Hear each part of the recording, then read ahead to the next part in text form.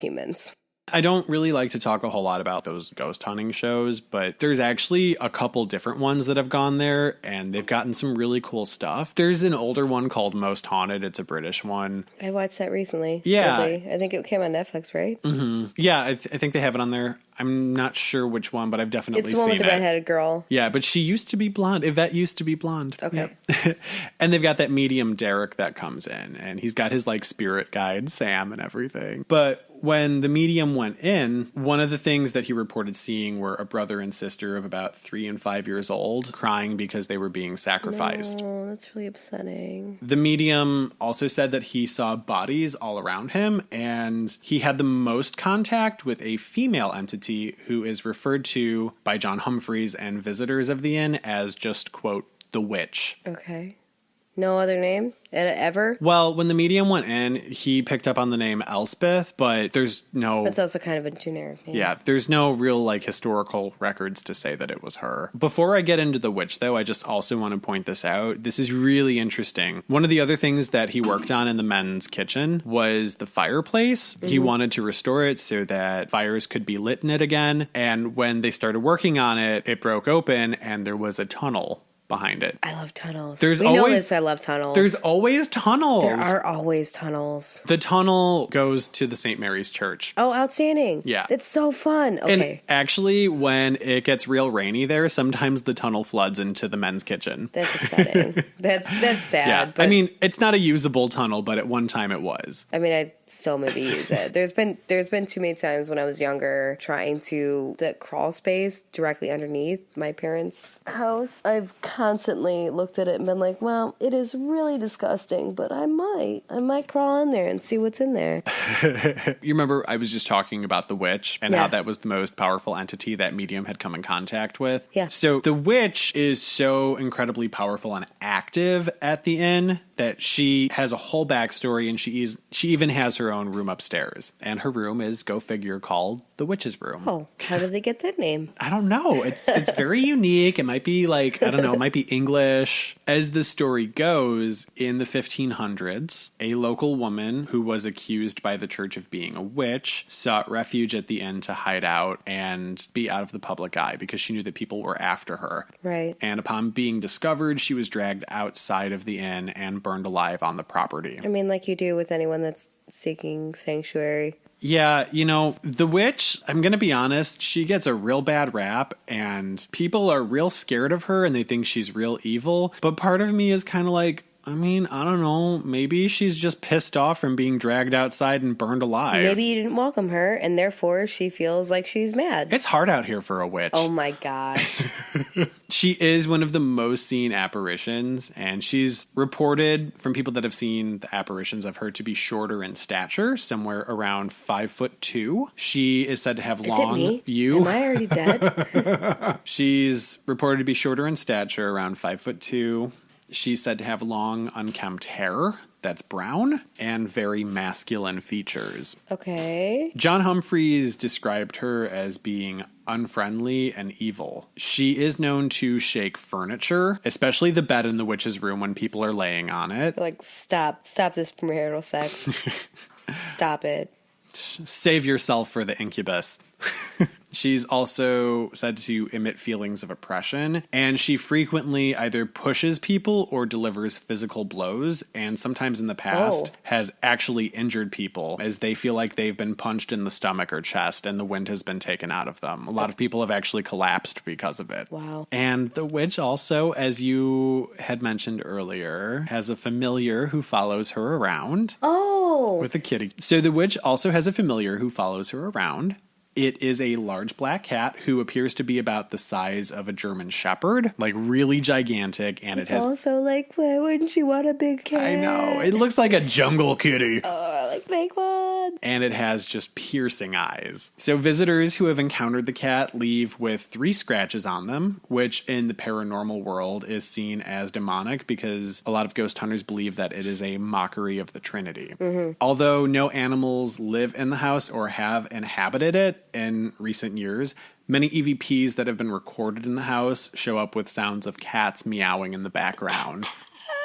It's like my house. So I'm just saying, if I did go and visit the ancient Rammin, I would probably just be like, hey girl, it's cool. You and me, we're going to do mimosas one day. Let me pet your cat. I like cats. Be like, I also have ghost cats. I like you. Let's have a chat. Another highly active room in the house is the bishop's room, and this one's real interesting. So this room is found on the first floor of the house, just in front of the staircase. A lot of guests who have visited refused to sleep in the room. Some of the guests who have slept there wound up fleeing in the middle of the night. Okay. It is said that a ghost monk who is dressed in black haunts the room. And I was hoping for like Jerome, where it was going to be like, someone tried to crawl into bed with me, but no, ghost monk, no. No, he seems like a real dickhead. Like, I don't think I'd want this particular monk to crawl into bed with me. Yeah. And he's completely cloaked in black, and he's really active, too. This particular room apparently is a real bad juju room. That medium that I was talking about earlier from the Most Haunted crew, so he came in contact with the monk on his walkthrough, and he described the monk as, go figure, being evil. Right. But he also Cloaked in said that he could tell that the monk wanted to hurt other people for his enjoyment. Oh. And that particular medium said that he saw a vision of the monk harming a man of the cloth and forcing him to his knees, and then he saw the man crawling out of the room in tears as the hooded figure laughed. I like how we've accidentally had a different, but also still in the same plane of existence story. I mean, yeah, a little bit. There's some similarities there. Yeah, teeny tiny ones. Are you ready for what's really cool about that? What he saw with his vision? I don't think you're ready for this jelly. I don't think you're ready for this jelly. Anyway. So the reason that vision is so interesting is because Reverend John Yates, the former Bishop of Gloucester, once called the ancient ram the most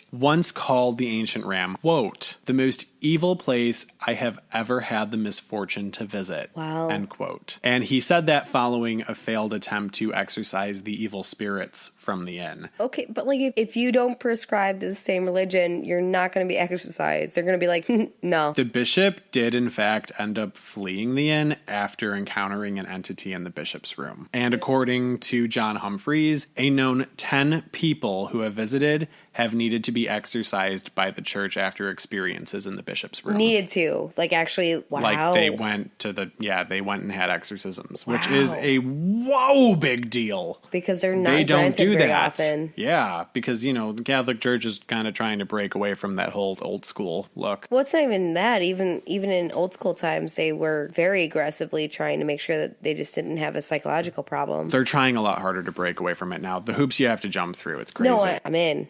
I agree.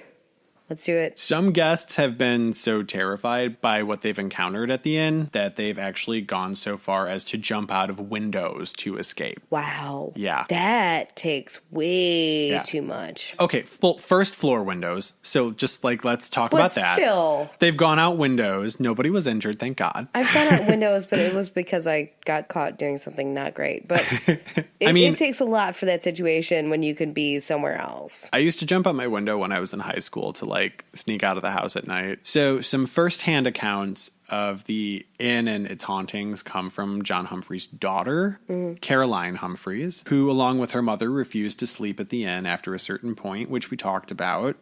Caroline states in an interview, quote, "When I was a child, I was so scared of the house, I used to sleep in a caravan outside. It was normal for us to see people running out of the house screaming in terror. Oh. Once I woke up from a deep slumber and I found a chest of drawers hovering over my bed before it crashed down the staircase." Nope. Caroline also said that she used to hear the cries of the murdered children echoing through the halls of the house, which is so much sadder than I need it to be. It's awful. And that's backed up by a lot of visitor accounts and EVPs. Oh, that's so sad.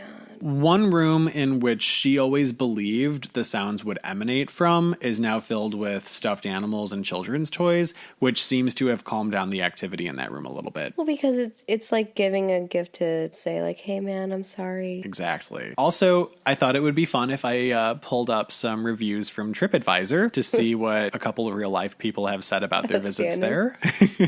Here's one review. It says, quote, "A lamp was thrown at someone in our group and several females had the sensation of somebody blowing in their face. Our EMF K2 meter had insane activity. Overall, this is one very strange place. Wait, like... I cannot explain the events that happened, but we'll never forget them." But like people do to dogs where they blow in their face? I mean, Why? Stop it. I don't know. Also, what does that to people? Like, why are you like, well, I mean, stop it. I almost wonder if maybe they mistook the feeling of how sometimes when something enters the room, you get a gust of air as somebody blowing in their face. Heard. Makes way more sense. And yeah, I mean, maybe like poor choice of words, or like maybe like a clear misunderstanding, but also too like, honey, no. Second review that I pulled up said, quote, I felt a choking sensation in the attic. Oh, good. And when I got back to the car, my mother noticed hand marks around my throat. Wow. It's a super cool place to go visit. It's obviously incredibly active. What's there, I'm not sure that I would want to mess with, but I kind of want to have drinks with the witch. It's a really active spot. It's really interesting. It's a really good episode, and I watched a lot of videos. I watched like all the ghost hunting crews that have gone in there. Mm-hmm. Most Haunted was amazing. One of their dudes got knocked over and couldn't move. Like he was paralyzed for a solid 2 minutes. And to see a grown man sobbing is real interesting. Yeah.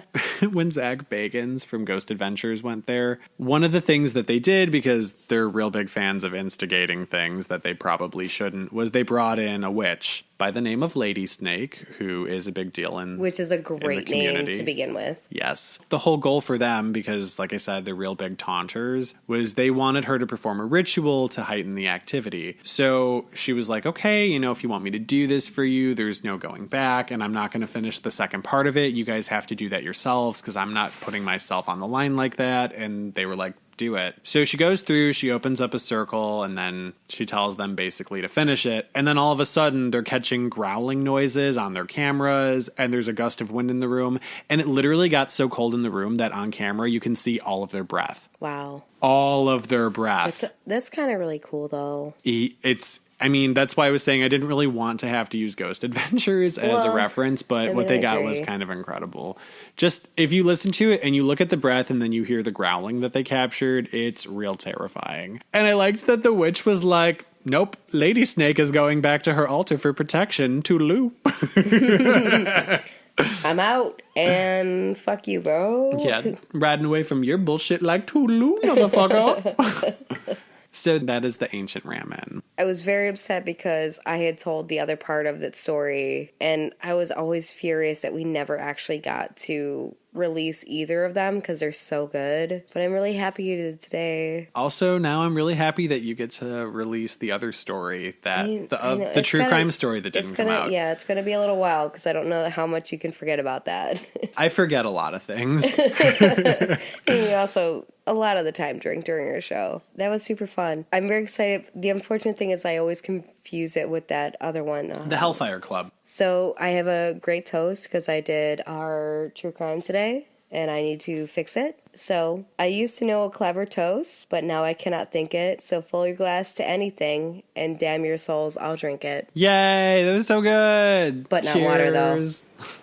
And if you'd like to cheers with us on social media, you can find us on Instagram at Shots in the Dark Podcast. We're also on Facebook where we're Shots in the Dark Pod. We are on Twitter at Shots in Dark P, as well as Snapchat where we sometimes remember to post stories at Shots in Dark P. And if you have something really interesting that you want to tell us, or maybe a correction or something you want to hear about, you can email us at shotsinthedarkpodcast@gmail.com. And if you could, please review us. It is very important to us to review us on Apple Podcasts and the new Google Play podcast apps. And also, we do have Patreon. Please find us on there so we can continue making really awesome things and pretend like we can actually make a change in the world by giving to other people as well. So, and from both of us here at Shots in the Dark Podcast, we hope we've left you shaken. Not stirred. Bye. And bye.